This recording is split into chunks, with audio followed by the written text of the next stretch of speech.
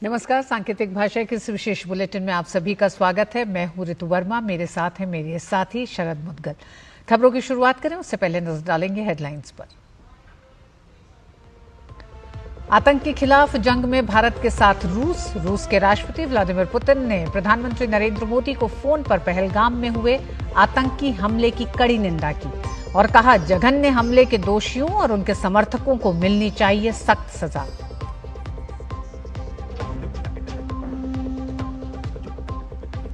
भारत दौरे पर आए जापान के रक्षा मंत्री ने भी पहलगाम आतंकवादी हमले की निंदा की।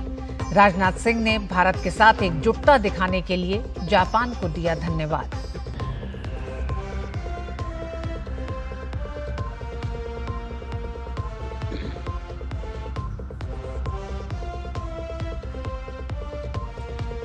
पहलगाम आतंकी हमले के बाद पाकिस्तान को भारत का एक और सख्त संदेश।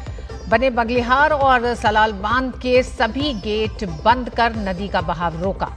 स्थानीय लोगों ने पाकिस्तान को करारा जवाब बताते हुए सरकार के फैसले का किया पुरजोर समर्थन।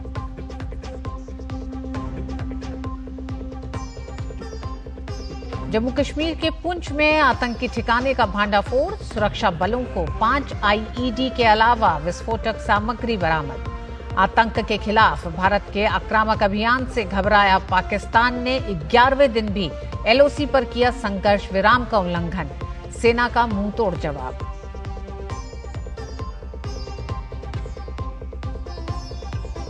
और समय रैना सहित 4 कॉमेडियनों को सुप्रीम कोर्ट का नोटिस। दिव्यांगजनों पर की गई आपत्तिजनक टिप्पणियों को लेकर सुप्रीम कोर्ट ने मुंबई पुलिस कमिश्नर को दिया निर्देश। कहा, सभी को अदालत में किया जाए पेश।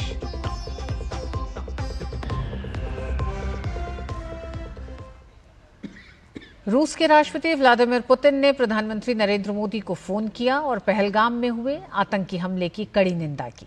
उन्होंने निर्दोष लोगों की मौत पर गहरी संवेदना व्यक्त की और आतंकवाद के खिलाफ लड़ाई में भारत को पूरा समर्थन देने की बात कही। उन्होंने इस बात पर जोर दिया कि इस जघन्य हमले के दोषियों और उनके समर्थकों को न्याय के कटघरे में लाया जाना चाहिए। दोनों नेताओं ने भारत रूस विशेष और विशेषाधिकार प्राप्त रणनीतिक साझेदारी को और मजबूत करने की अपनी प्रतिबद्धता दोहराई।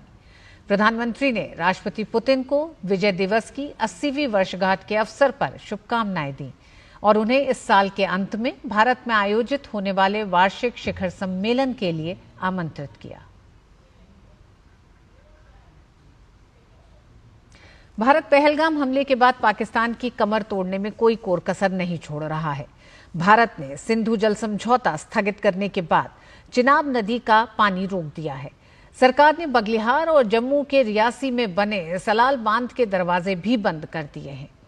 ऐसे में भारत ने 2 दिन में 2 बांध बंद कर चिनाब का पानी पाकिस्तान जाने से रोक दिया है। इससे पहले सरकार ने सिंधु नदी का पानी रोक दिया था। खबरों के मुताबिक सरकार की ओर से झेलम नदी में किशगंगा बांध को भी बंद करने के लिए प्लानिंग की जा रही है। अब बांध बंद होने के बाद यहां से आने जाने वाली नदी पूरी तरह से सूख गई है, जिसका वीडियो भी सामने आया है। वीडियो भी देखा जा सकता है कि चिनाब नदी का जल स्तर काफी गिर गया है। स्थानीय लोगों ने सरकार के इस कदम का स्वागत किया है। रियासी में रहने वाले स्थानीय नागरिक दिनेश ने कहा कि हम खुश हैं कि सरकार ने पाकिस्तान की ओर पानी का बहाव रोक दिया है। पाकिस्तान को पहलगाम में हमारे पर्यटकों की हत्या का करारा जवाब देना चाहिए। सरकार के हर निर्णय से हम सहमत हैं। ये बहुत बड़ी उपलब्धि है। जैसे पाकिस्तान ने हिंदुस्तान को तंग करके रखा हुआ है, ये करना बिल्कुल बहुत ही सही है। ये स्टेप सरकार का बहुत अच्छा है। अब देखिए, एकदम जंग करना भी कोई वो बनता नहीं है, मगर फिर भी जो ये हिंदुस्तान सरकार उनको बहुत सारे तरीकों से जवाब दे रही है। बहुत अच्छी बात है और ऐसा करना भी जायज है। हमें खुशी है कि सरकार ने पाकिस्तान का पानी बंद करा है। हम चाहते हैं कि पाकिस्तान को मुंह तोड़ जवाब मिलना चाहिए। जैसे उन्होंने पहलगाम में अटैक करके हमारे बहुत सारे जो टूरिस्ट हैं, जो नाम पूछ के टारगेट किया उनको, उस हिसाब से हम चाहते हैं कि उनको ठोको। पाकिस्तान को मुंह तोड़ जवाब मिलना चाहिए। उन्होंने हमारे 28 मारे, हमें उनके 500 मार के आना चाहिए। हम चाहते हैं कि सरकार के साथ हैं, जैसे हो सकता है, जैसे पॉसिबल हो सकता है उसको करना चाहिए हमारी सरकार को उनके साथ। भारत ने चिनाब नदी पर बगलिहार बांध से पाकिस्तान को जाने वाले पानी के प्रवाह को रोक दिया है। बगलिहार और सलाल बांधों के गेट बंद होने के बाद अखनूर में चिनाब नदी के जल स्तर में उल्लेखनीय गिरावट देखने को मिली है। नदी में पानी का प्रवाह बेहद कम हो गया। नदी के पाट सूख गए हैं। अचानक सूख गई नदी को देखने के लिए अखनूर में बड़ी संख्या में लोग नदी तट पर पहुंचे हैं। लोग कौतूहलवश चिनाब के तट पर घूम रहे हैं। अखनूर के स्थानीय निवासियों का कहना है कि 75 साल में पहली बार ऐसा देखने को मिला है कि चिनाब का पानी बंद किया गया है। आज दरिया चिनाब पर मैं जहां पहुंचा हूं, मैंने देखा कि मेरी 75 साल आजू हो गई है और पहली बार देखा है कि दरिया चिनाब का पानी भी बंद हो सकता है। जैसे मोदी जी ने जो फैसला किया है, उस फैसले का मैं बहुत उनका धन्यवाद करता हूं और हैरान हूं कि इतना तेज बहाव दरिया चिनाब के अंदर होता था, लेकिन आज जो पूरा पानी बंद हो गया है, 1.5 या 2 फुट पानी है। मुझे उम्मीद है कि हो सकता है 2 घंटे के बाद ये भी पानी जो है बंद हो जाए।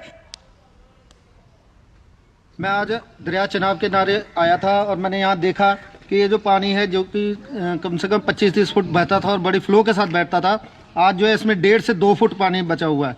ये हमारे मोदी जी के कारण है, जो ये इन्होंने पहलगाम में उग्रवादियों ने हमारी जो निर्दोष लोगों की जान ली है, उसके संदर्भ में जो मोदी जी ने सिंधु वाटर समझौते को जो है रद्द किया, उससे हमें बहुत खुशी है।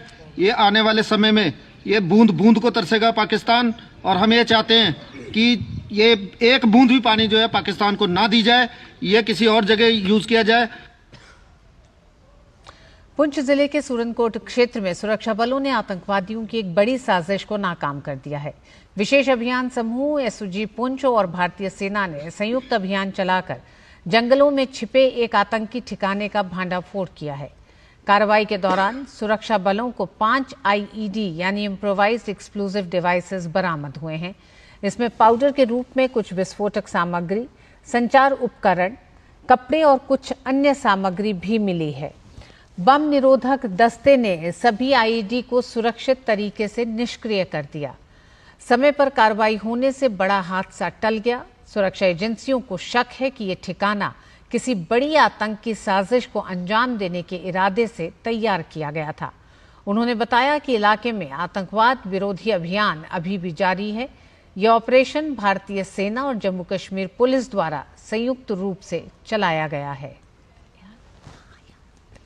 भारत ने पाकिस्तान के साथ सभी तरह के व्यापार पर प्रतिबंध लगा दिए हैं। भारत ने पाकिस्तान में निर्यात होने वाली सभी तरह की फार्मा प्रोडक्ट्स पर भी प्रतिबंध लगा दिया है। भारत का पाकिस्तान के साथ किसी तरह का आयात निर्यात नहीं होगा। यहां तक कि किसी भी प्रकार की वस्तुओं के सीधे या परोक्ष आयात पर तत्काल प्रभाव से रोक लगा दी गई है। भारत से किसी तीसरे देश के जरिए भी कोई भी फार्मा प्रोडक्ट पाकिस्तान नहीं जाएगा। भारत ने पाकिस्तान को जाने वाली सभी तरह की दवाइयों, जांच उपकरणों सहित कैंसर की दवाओं पर भी प्रतिबंध लगा दिया है। Federation of Indian export organisation के डीजी और सीईओ डॉक्टर अजय सहाय ने कहा कि इससे भारत पर किसी तरह का कोई फर्क नहीं पड़ेगा। हम पाकिस्तान के साथ कोई भी ट्रेड नहीं करना चाहते, तो इंडिया से कोई भी एक्सपोर्ट पाकिस्तान का नहीं होगा। इवन ट्रांजिट गुड पाकिस्तान को नहीं जाएंगे और थर्ड कंट्री के गुड्स भी पाकिस्तान को नहीं जाएंगे। रफली हम अगर आप देखिए अप्रैल से जनवरी 2025 के बीच में हमारा करीब लिटिल ओवर $100 मिलियन का फार्मा को एक्सपोर्ट्स हुआ था, तो अब एक्सपोर्ट पूरी तरह से बंद हो जाएगा और ये पाकिस्तान के लिए एक चिंता का विषय होगा, बिकॉज इंडियन जो फार्मा है बहुत ज़्यादा कॉम्पिटिटिव है।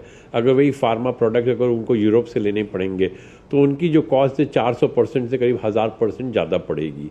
तो ये बहुत बड़ा एक पाकिस्तान के लिए झटका होगा और इंडियन फार्मा के लिए कोई फ़र्क नहीं पड़ता। हमारा $24 बिलियन फार्मा का एक्सपोर्ट है।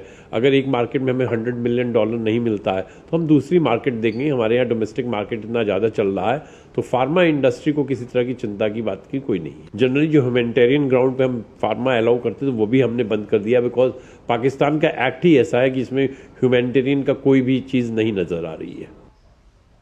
और इस खबर पर और बात करने के लिए नितेंद्र सिंह हमारे साथ जुड़ गए हैं, साथी संवाददाता।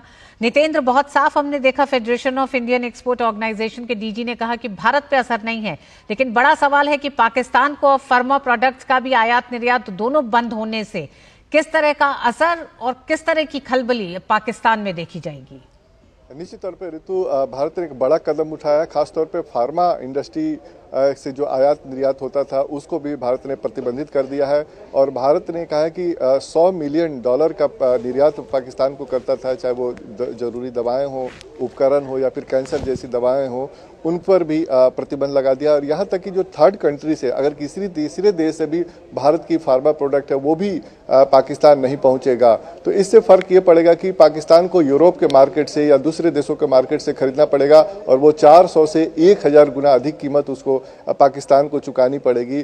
और हम जानते हैं कि भारत जो है दुनिया का सबसे बड़ा फार्मा एक तरह से इंडस्ट्री है, हब है, जो दुनिया भर में सप्लाई करता है, चाहे वैक्सीन हो या फिर दवाओं की हम बात करें। और इससे निश्चित तौर पे पाकिस्तान पर फर्क पड़ेगा और भारत का जहाँ तक सवाल है उससे भारत का बाजार कोई प्रभावित नहीं होगा, क्योंकि भारत का अपना डोमेस्टिक मार्केट काफ़ी बड़ा है और साथ ही साथ $24 बिलियन भारत निर्यात करता है बाकी दूसरे देशों में। भारत दूसरे देशों में अपने $100 मिलियन की अगर कोई दिक्कत भी आती है तो दूसरे मार्केट में वो रास्ता निकाल लेगा। तो निश्चित तौर पे एक बड़ा करारा प्रहार है भारत पाकिस्तान को लेकर के। हमले के बाद नितेंद्र लगातार एक के बाद भारत जो कदम उठा रहा है उसमें फार्मा प्रोडक्ट्स को लेकर भी अब बैन एक बड़ा कदम है, लेकिन आम जन को किस तरह की दवाइयों की कमी पाकिस्तान में होगी जो भारत से जाती थी? देखिए, सब तरह की दवाई, कैंसर की दवाइयाँ हैं, बच्चों से रिलेटेड दवाइयाँ हैं, वैक्सीन है और जो जरूरी चिकित्सा उपकरण है वो भी है, टेस्टिंग किट है, वो तमाम चीज़ों की किल्लत पड़ेगी और बहुत सस्ते दर पे भारत से उसको मिलता था और अब उसको यूरोप के मार्केट से खरीदना पड़ेगा जो काफ़ी महंगा साबित होगा। ऐसे भी उनकी इकोनॉमी बहुत अच्छी नहीं है, डवाडोल स्थिति है। ऐसे में ये जो प्रहार है भारत का उससे बहुत ज़्यादा प्रभाव पड़ेगा, क्योंकि हम जानते हैं कि लाइफ सेविंग ड्रग्स बहुत सारे जो सप्लाई होता है भारत की तरफ से या थर्ड कंट्री के जरिए भी, उस पर भी एक तरीके से प्रतिबंध लगा है। तो आने वाले दिनों में इसका असर देखने को मिलेगा। ठीक नितेंद्र, फार्मा बैन भी एक बड़ी चोट पाकिस्तान के लिए होगा भारत की तरफ से। बहुत बहुत धन्यवाद नितेंद्र पूरी जानकारी के लिए। दिव्यांग लोगों का मजाक उड़ाने वाले असंवेदनशील कमेंट करने के लिए सुप्रीम कोर्ट ने कॉमेडियन समय रैना, बलराज परमजीत सिंह, सोनाली ठक्कर, निशांत तंवर को नोटिस जारी किया है। कोर्ट ने मुंबई पुलिस कमिश्नर से कहा है कि वो अगली तारीख पर इन सबकी कोर्ट में पेशी सुनिश्चित करें। कोर्ट ने कड़ा रुख अपनाते हुए कहा कि अगर वो पेश नहीं होते हैं तो उन्हें गिरफ्तार कर कोर्ट में लाया जाए। कोर्ट ने इस मामले की गंभीरता को देखते हुए अटॉर्नी जनरल से अपना पक्ष रखने को कहा है। और इस खबर पर विकास हमारे साथ जुड़ रहे हैं। विकास सारथी, विकास, कोर्ट काफी सख्त दिखाई दिया है इस पूरे मामले पर, बेहद संवेदनशील मामला जहां दिव्यांगजनों को लेकर अभद्र टिप्पणी या फिर मजाक उड़ाया जा रहा है। बिल्कुल ऋतु, आप याद करें कि रणबीर इलाहाबादिया का मामला यहाँ सुप्रीम कोर्ट में पहुंचा था और उसी मामले से जुड़ता हुआ ये मामला भी है कि वही बेंच इस मामले की भी सुनवाई कर रही है। और ये कोर्ट को बताया गया है, ये एनजीओ की तरफ से एक केयर एसएमए नाम की एक एनजीओ है। आप एसएमए जानते हैं, एक बहुत गंभीर बीमारी है जिसका इलाज करोड़ों रुपए में होता है। तो उसको लेकर के एक कॉमेडी शो में कुछ अनर्गल टिप्पणियां की गई और इसके अलावा ये भी कोर्ट इस याचिका में कहा गया है कि ये कॉमेडियंस जिनका भी आपने नाम लिया, 4-5 कॉमेडियंस, ये लगातार दिव्यांगजनों को लेकर के अभद्र कमेंट्स कॉमेडी के नाम पर करते आए हैं। तो कोर्ट इसको लेकर के खफा पहले भी था और आज कोर्ट ने इस संबंध में जो मुंबई के पुलिस कमिश्नर हैं उनसे कहा है कि वो सुनिश्चित करें कि इन सभी की पेशी अगली तारीख पर हो और अगर ये लोग खुद से पेश नहीं होते हैं तो पुलिस को इन्हें जबरदस्ती पेश करने के लिए कहा गया है कि इनको हिरासत में लेकर के पेश किया जाए। लेकिन ये स्पष्ट है कि कोर्ट के इतने कड़े रुख के बाद अब इन लोगों को अगली तारीख पर पेश होना होगा और तब कोर्ट उनसे पूछेगा कि ये कॉमेडी के नाम पर जो फूहड़ मजाक चलता है और खासतौर से ये पूरे समुदाय को, दिव्यांगजनों को लगातार निशाना बनाया जा रहा है अलग अलग शोज में, ये किस तरह का चलन है और इसको लेकर के उनके पास क्या सफाई है, इस तरह के सवाल कोर्ट इनसे पूछ सकता है। मामले की सुनवाई उम्मीद है ऋतु की अब जो समर वेकेशंस होंगे उसके बाद जुलाई में इस मामले की दोबारा सुनवाई हो सकती है और तब इन सभी लोगों को कोर्ट में पेश होना होगा। बहुत बहुत धन्यवाद विकास पूरी जानकारी के लिए इस मामले पर। नीट पीजी 2025 परीक्षा को 2 शिफ्ट में कराए जाने के नेशनल बोर्ड ऑफ एग्जामिनेशन के फैसले को चुनौती देने वाली याचिका पर सुप्रीम कोर्ट ने नोटिस जारी किया है। ये याचिका यूनाइटेड डॉक्टर्स फ्रंट की तरफ से दाखिल की गई है। याचिका में पूरे देश में एक ही सत्र में परीक्षा आयोजित किए जाने की मांग की गई है। उच्चतम न्यायालय ने केंद्र सरकार, नेशनल बोर्ड ऑफ एग्जामिनेशन और नेशनल मेडिकल कमीशन को नोटिस जारी किया है। इस मामले में सुप्रीम कोर्ट 1 हफ्ते के बाद सुनवाई करेगा। वहीं एक अन्य याचिका में 3 ट्रांसजेंडर अभ्यर्थियों ने नीट पीजी में भी आरक्षण की मांग की है, जिस पर सुप्रीम कोर्ट ने नोटिस जारी किया है। विदेश मंत्री डॉक्टर एस जयशंकर ने कौटिल्य फेलोज प्रोग्राम 2025 में शिरकत की। कार्यक्रम में संबोधित करते हुए विदेश मंत्री ने भारत की उभरती ताकत और एक इकोनॉमिक प्लेयर, विकास साझेदार और टैलेंट हब के तौर पर विश्व में मजबूत योगदान के बारे में बात की। इस दौरान उन्होंने पिछले कुछ वर्षों में भारत के बारे में दुनिया की बदलती धारणा पर भी अपने विचार साझा किए। केंद्रीय मंत्री किरण रिजिजू ने आज वियतनाम में हो ची मिन सिटी के पार्टी सचिव नैन वेन नैन से मुलाकात की। इस मौके पर वियतनाम सरकार ने भारत सरकार का आभार व्यक्त किया और उम्मीद जताई कि इस तरह के कार्यों से दोनों देशों के बीच संबंध और ज्यादा प्रगाढ़ होंगे। जस्टिस यशवंत वर्मा के घर पर कैश मिलने के मामले में गठित 3 सदस्यीय जजों की कमेटी ने जांच पूरी कर चीफ जस्टिस संजीव खन्ना को 4 मई को अपनी रिपोर्ट सौंप दी है। इस कमेटी में पंजाब एवं हरियाणा हाईकोर्ट के मुख्य न्यायाधीश जस्टिस शील नागू, हिमाचल प्रदेश हाईकोर्ट के मुख्य न्यायाधीश जस्टिस GS संथावालिया और कर्नाटक हाईकोर्ट के न्यायाधीश अनु शिवरामन शामिल हैं। इससे पहले दिल्ली हाईकोर्ट के मुख्य न्यायाधीश देवेंद्र कुमार उपाध्याय ने न्यायमूर्ति यशवंत वर्मा के सरकारी आवास से बेहिसाब नकदी मिलने के मामले में अपनी प्रारंभिक जांच रिपोर्ट सुप्रीम कोर्ट के चीफ जस्टिस संजीव खन्ना को सौंप दी थी। गौरतलब है कि 14 मार्च की रात जस्टिस यशवंत वर्मा के लुटियंस दिल्ली स्थित आवास पर आग लगने के बाद दमकल कर्मियों को नकदी मिली थी।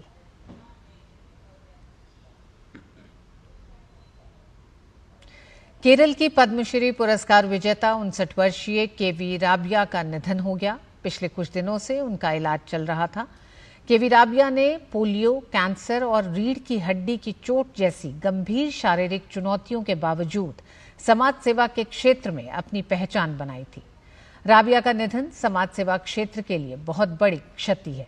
प्रधानमंत्री नरेंद्र मोदी ने पद्मश्री केवी राबिया के निधन पर दुख व्यक्त किया है। प्रधानमंत्री ने एक्स पर लिखा कि पद्मश्री पुरस्कार विजेता केवी राबिया जी के निधन से बहुत दुख हुआ। साक्षरता में सुधार के लिए उनके अग्रणी कार्य को हमेशा याद रखा जाएगा। उनका साहस और दृढ़ संकल्प, विशेष रूप से जिस तरह से उन्होंने पोलियो से लड़ाई लड़ी, वह भी बहुत प्रेरणादायक था। दुख की इस घड़ी में मेरी संवेदनाएं उनके परिवार और प्रशंसकों के साथ हैं। छत्तीसगढ़ तेलंगाना की सीमा पर नक्सलियों के खिलाफ ऑपरेशन आज 14वें दिन भी जारी है। इस ऑपरेशन के दौरान एक एसटीएफ के 2 जवान नक्सलियों द्वारा लगाए गए आईईडी की चपेट में आ गए। आईईडी ब्लास्ट होने से जवानों के हाथ और पैर में गंभीर चोटें आई हैं। घटना के बाद तत्काल जवानों को कैंप ले जाया गया, जहां से प्राथमिक उपचार के लिए बेहतर इलाज के लिए चॉपर से बीजापुर जिला अस्पताल में भर्ती कराया गया है। गौरतलब है कि नक्सलियों के खिलाफ जारी ऑपरेशन के तहत दोनों जवान एसटीएफ टीम के साथ कर्रेगुट्टा के पहाड़ियों में सर्च ऑपरेशन में शामिल थे। एनआईए ने शनिवार को राजस्थान, हरियाणा और दिल्ली में 10 स्थानों पर व्यापक तलाशी ली।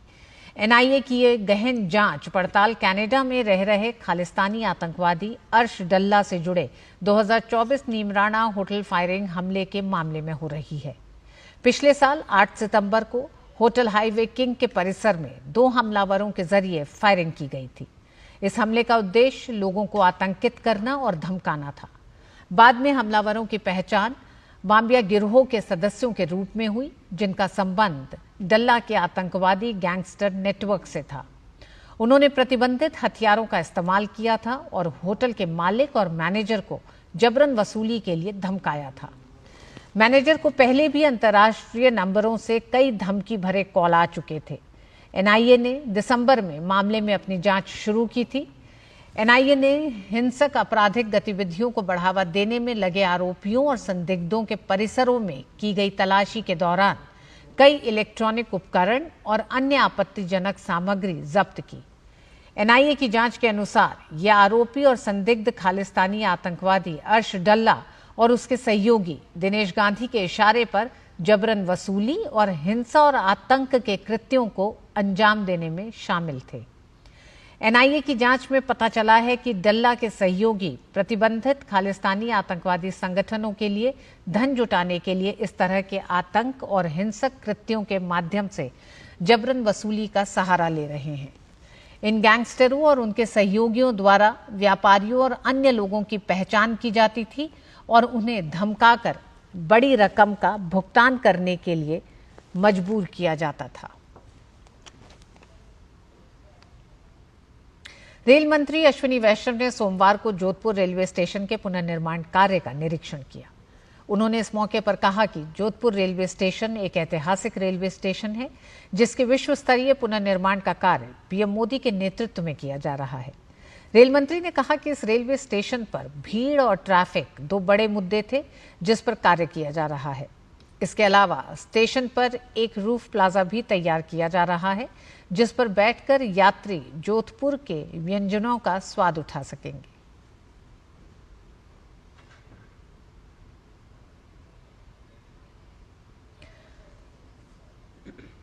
जोधपुर का रेलवे स्टेशन एक ऐतिहासिक रेलवे स्टेशन है। इस ऐतिहासिक धरोहर को मेंटेन करते हुए इसका वर्ल्ड क्लास डेवलपमेंट का काम प्रधानमंत्री श्री नरेंद्र मोदी जी ने स्वीकृत किया है। दो बहुत बड़े जो मुद्दे थे, एक तो शहर दोनों तरफ बढ़ गया है, तो उस हिसाब से जो सेकेंड एंट्री अपने को अच्छी एक बनाने की ज़रूरत थी, वो इस स्टेशन के डिज़ाइन का पार्ट है। दूसरा, ट्रैफिक से एक तरीके से थोड़ा ट्रैफिक से रिलीफ मिले, इसके लिए एंट्री के टाइम में एक एलिवेटेड रोड का प्रस्ताव है।